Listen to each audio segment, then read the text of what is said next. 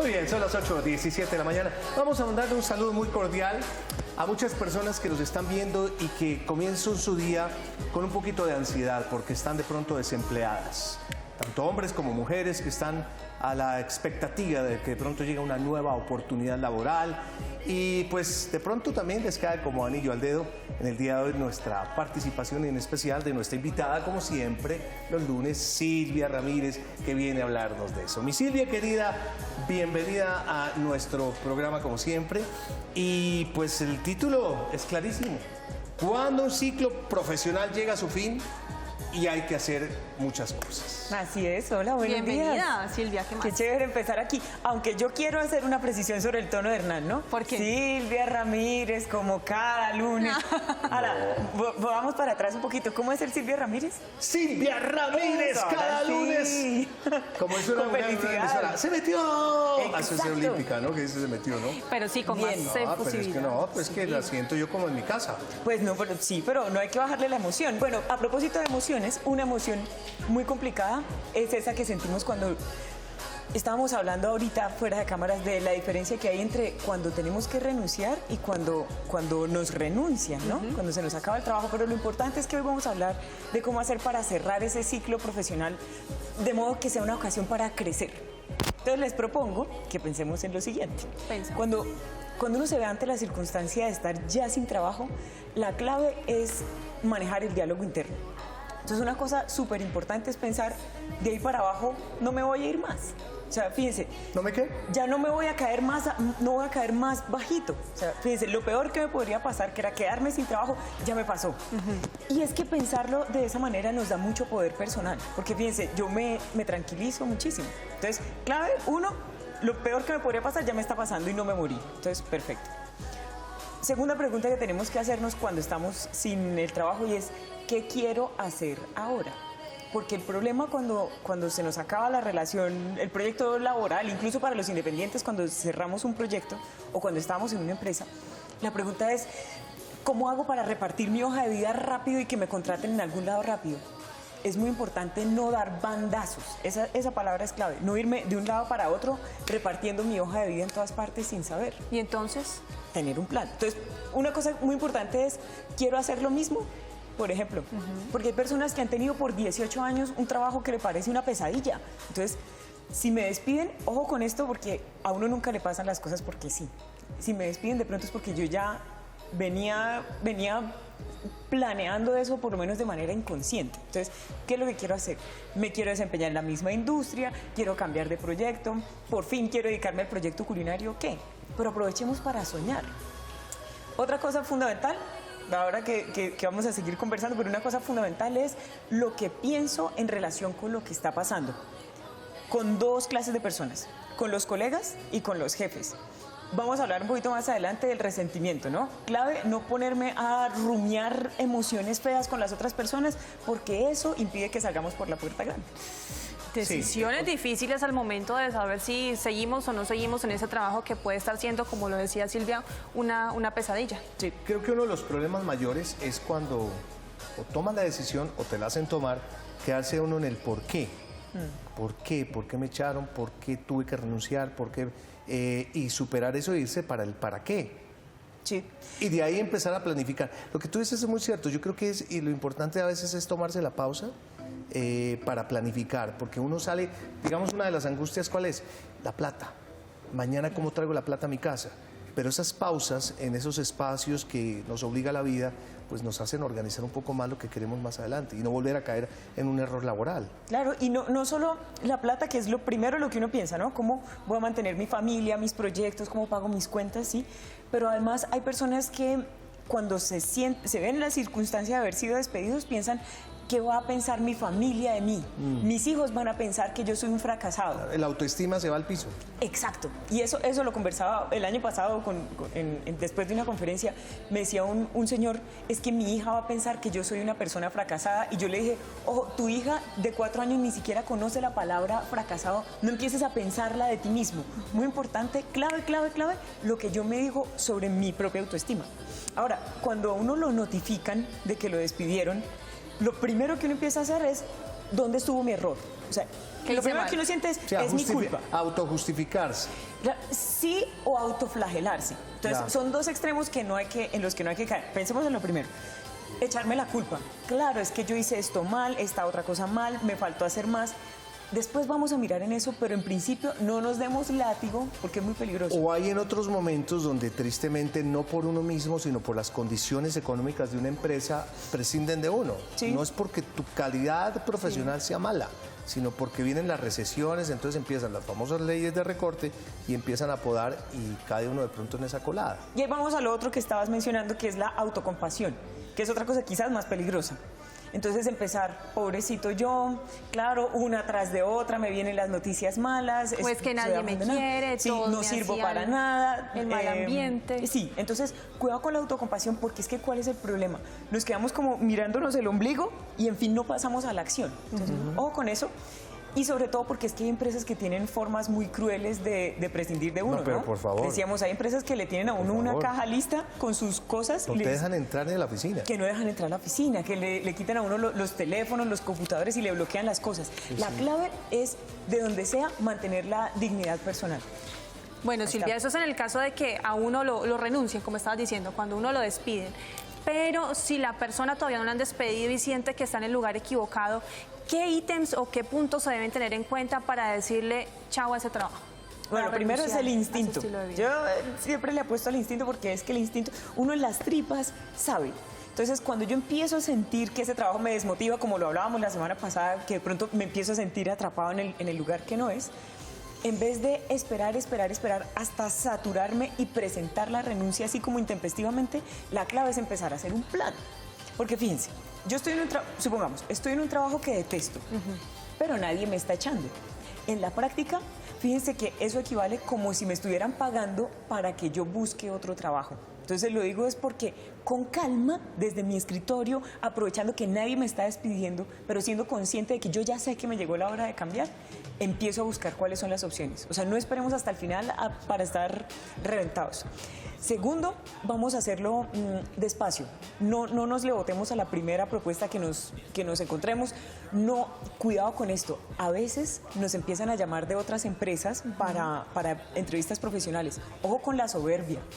Porque fíjense, de pronto me llaman de una empresa grande que me proponen unos grandes beneficios, no sé qué, y yo empiezo a tratar con sobradez a mis jefes, empiezo a tratar con desdeño a mis compañeros de trabajo, y eso es de personas que tienen el corazón de un metal barato. O sea, Exactamente. eso no corresponde a la gente Y grande. ¿sabes qué pasa? Que hay un efecto boomerang automático.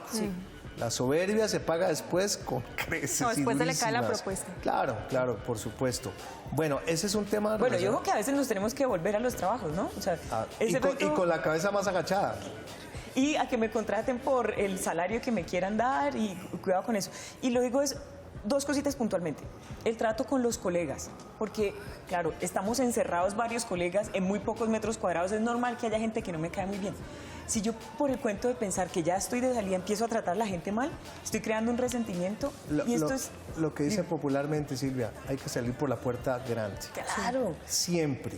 porque siempre. es igual que hacer un viaje por carretera. Claro, O sea, y uno nunca sabe, el mundo es tan pequeño, sobre todo en los diferentes campos, pues es un mismo círculo, tú nunca sabes si el día de mañana, lo que tú dices, volverás o tendrás que trabajar con esa persona con quien tuviste que laborar en esa otra empresa, ¿no? Y les decía, es como un viaje por carretera, o sea, pensemos, porque funciona igual la lógica laboral. Yo voy por la autopista y alguien de pronto me cierra. Yo no sé si fue que el tipo iba descuidado o lo que sea, pero yo empiezo a vengarme y entonces lo cierro y le hago pasar mal.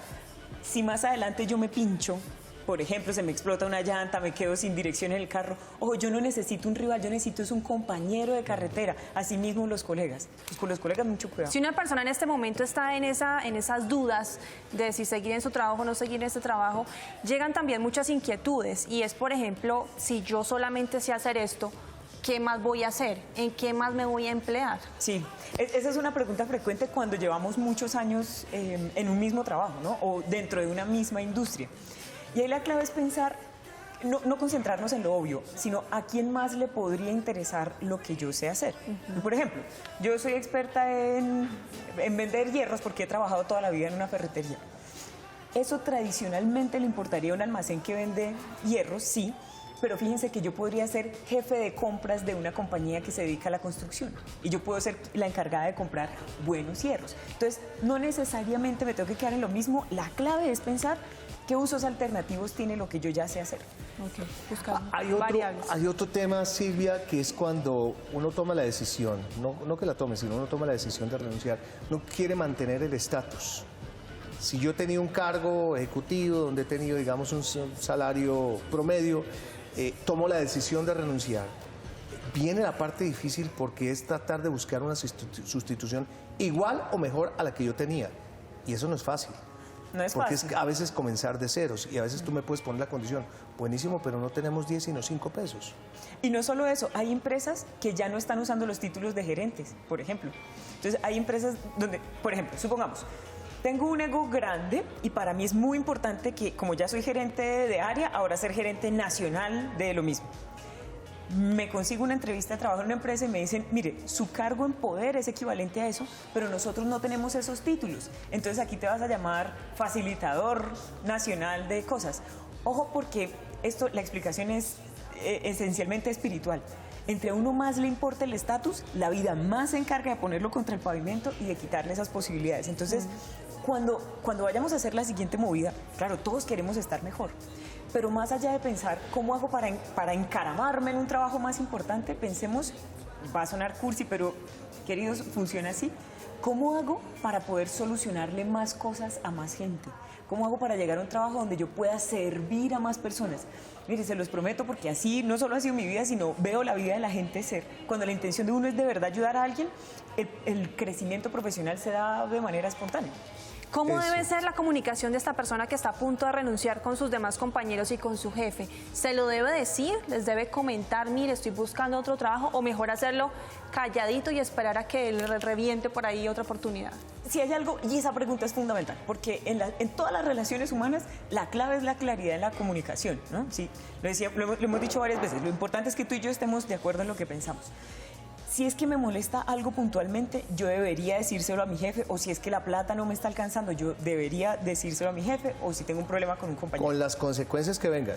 No, pero ojo, una cosa es decir, por ejemplo, tú eres mi jefe, estoy en tu empresa y decir, Hernán, es que yo quisiera que consideraras por favor la posibilidad de un aumento en mi salario, porque fíjate, no me alcanza y tal. Y otra cosa es decir, si tú no me subes, te quiero decir que desde ya voy a empezar a buscar. Miren, eso es una amenaza. Claro. Claro, pero de todas maneras hay consecuencias, una por la otra, pero debe haber algún tipo de reacción. Siempre va a haber una consecuencia. O sea, el una jefe, puede ser más rápida que otra. Claro, el jefe puede empezar a decir, no, si a este fulano ya no le está alcanzando, seguro el tipo ahí donde está buscando. Sí, claro, y él empieza a buscar también un posible reemplazo. Y le pierde la confianza, ya no es igual con los ojos que lo miras. Pero es que al tiempo, ¿cómo hacemos con el refrán de que el que no llora, no mama? Claro. O sea, si yo no le digo a mi jefe pero hay que saber llorar. Ah, claro. Entonces, llorar estratégicamente. Si tiene caso. Si de verdad yo ya estoy saturada con ese trabajo, detesto todo, no me gusta, me siento frustrada y lo que quiero es empezar a buscar, esa búsqueda sí es silenciosa. Okay. Porque no sabemos, ¿cierto? Y con los colegas, la comunicación, cuando tenemos en general una fricción con otros seres humanos, pongámosle atención a esto. La emoción que nos cambia todo es la gratitud. Pensemos en lo siguiente. Yo tengo un compañero súper complicado, el compañero calavera, me esconde las cosas, me sabotea todo, no sé qué. Si yo en vez de estar como tratando de hacerle oposición, pienso gracias pues al universo, porque tengo aquí a mi lado al compañero de cómo no debe ser uno con un colega, fíjense que la actitud de uno en relación con su trabajo mejora, necesariamente. Claro que sí.